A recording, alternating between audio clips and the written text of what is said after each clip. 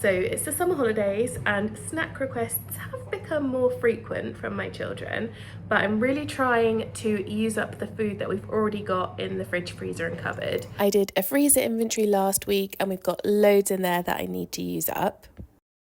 So over the last week I've been making things with what we've already got, and this video is a batch cooking recipe video with all of the things I've been making, as well as a little bit of sorting and tidying of the kitchen because I decided to have a little bit of a rearrange.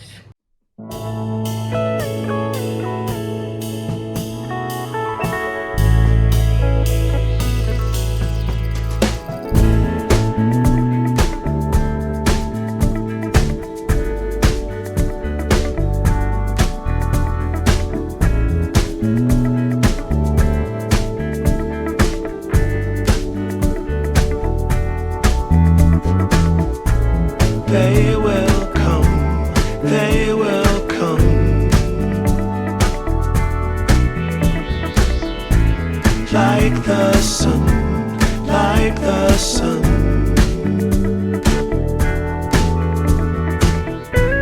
They will be, they will be everything. Everything. When you put it out there and it's pure, it's pure. Can't ask for anything more, anything more. With the kids being home during the summer, there's a little bit more chaos in the house, so I decided to have a switch around in my kitchen. I brought in an armchair, which is normally in the lounge, but we've got a TV in the kitchen. I've got this painting up on it at the moment from YouTube.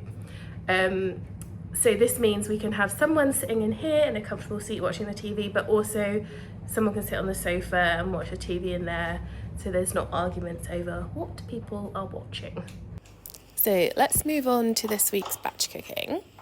I've left the video pretty much in the order of how I made things on the day. This was over a couple of days, but most of the cooking was done on one day. So first I started with a batch of my buttery bread rolls. We love to have these for burgers and for lunches throughout the week. I have included the recipe card in the video later on, so you can screen grab that if you want it.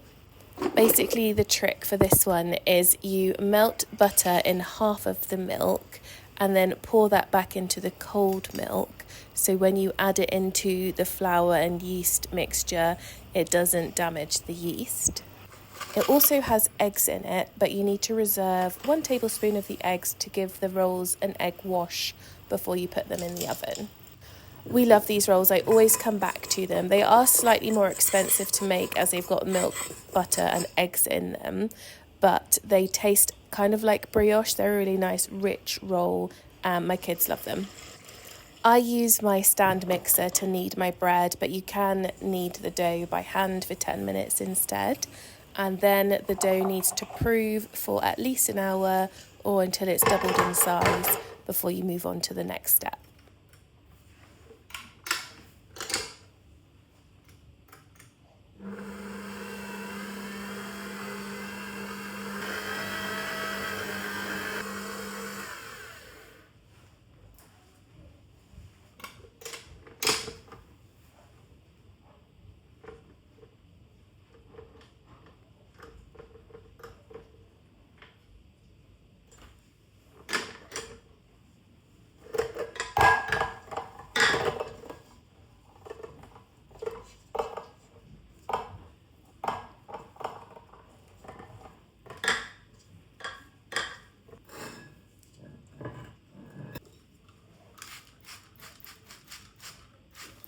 So while the dough was proving, I moved on to making a batch of cookies.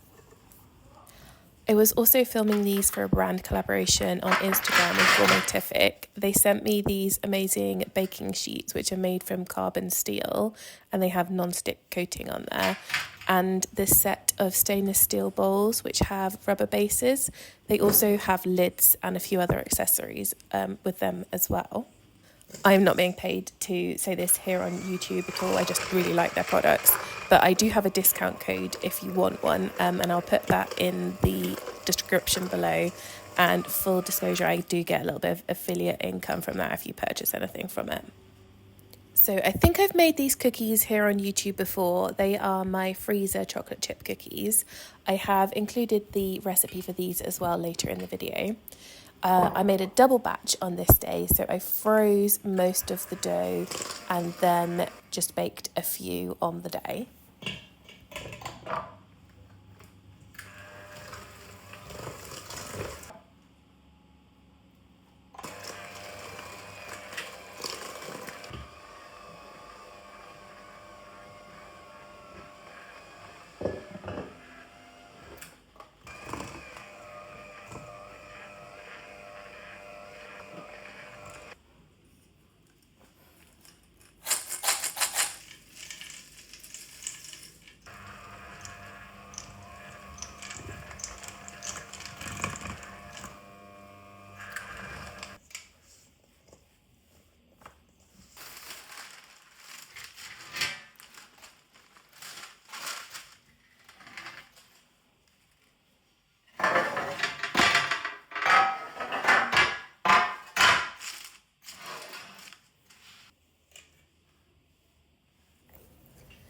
The secret to these is a good amount of vanilla and a good pinch of salt, and you can include whatever inclusions you like. This time I used 150 grams of white and milk chocolate chips, but I've also made them with dried fruits and nuts, and at Easter I've used white chocolate and mini eggs, and at Christmas I've used sprinkles and M&Ms.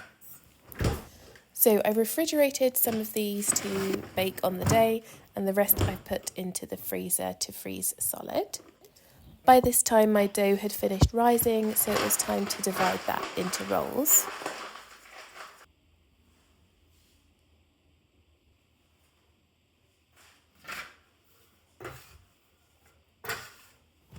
A single batch of this dough makes about 8 large rolls, 10 medium and 12 small rolls.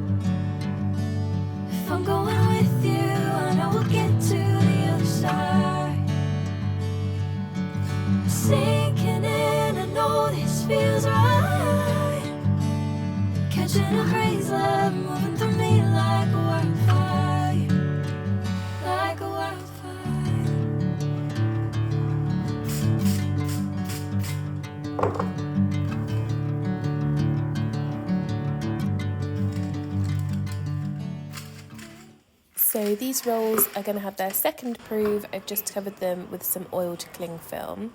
Then I took the cookies out of the fridge. They'd been in there for about an hour to bake for 10 minutes. And while all that was going on, I made some jelly. This is the Hartley's sugar-free jelly. My son loves it. I make it every week, and it's an easy thing to batch and just have in the fridge.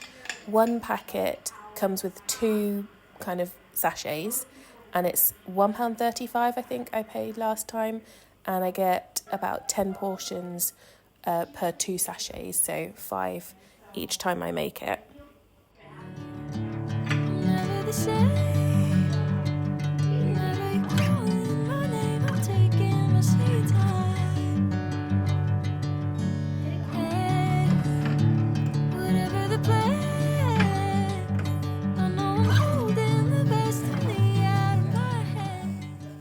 The rolls take about 40 minutes for their second proof, and this is the stage when you need to add the egg wash.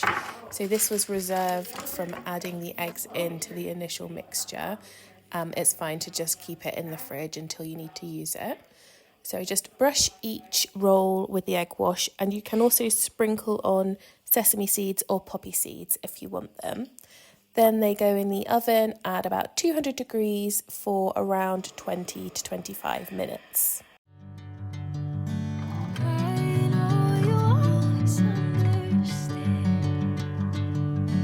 Bring me into golden sunlight.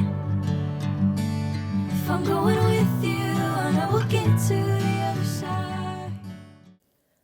I also made a quick batch of orange squash ice lollies. I've had this ice lolly maker for ages. I can't remember where I bought it from, but this is a super easy snack to just pop in the freezer, great for the summer holidays.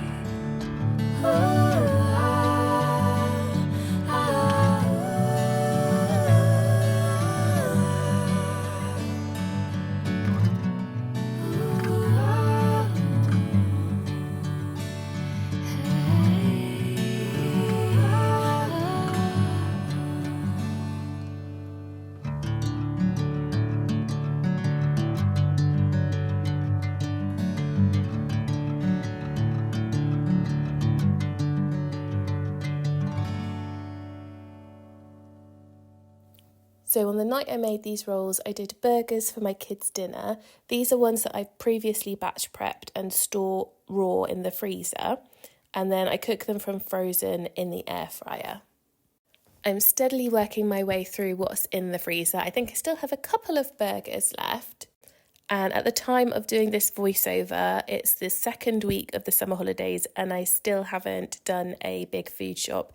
I did pick up some milk today, but that's about it. The chilled cookies came out of the oven after about 10 minutes. I cooked these at around 170 to 190 degrees. And then I put the frozen cookies into a freezer bag.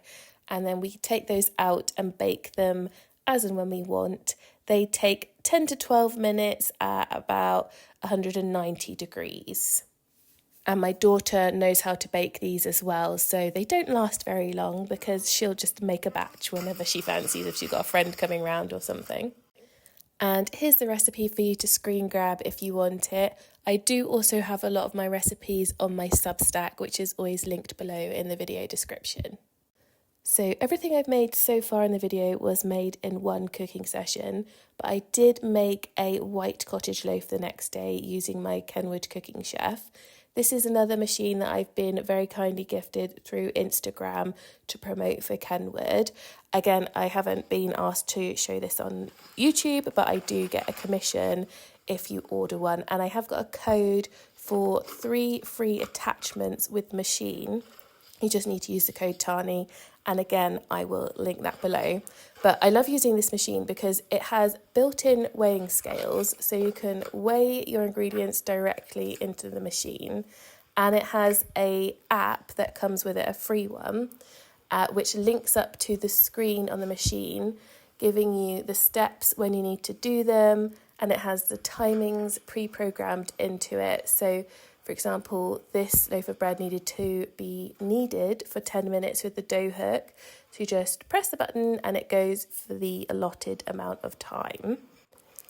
It also has an induction heat function, so you can prove your bread in there. You just need to put on the splash guard and then it heats it to 30 degrees, which is the perfect temperature for proving, and it sets a timer and an alarm goes off when it's ready for the next step. This was actually the first time I've made a cottage loaf. I usually use loaf tins, but I wanted to give something different a try. So after the first prove, it needed to be shaped into a round kind of loaf shape. And then it had its second prove in a proving basket, which was again the first time I've used my proving basket. It was unfortunately quite a warm day when I filmed this, and I left it to prove for its second time for too long, so it did deflate a little bit when I put it into the hot cast iron, but all was not lost. It did bake up okay, and made decent sized slices for the bread.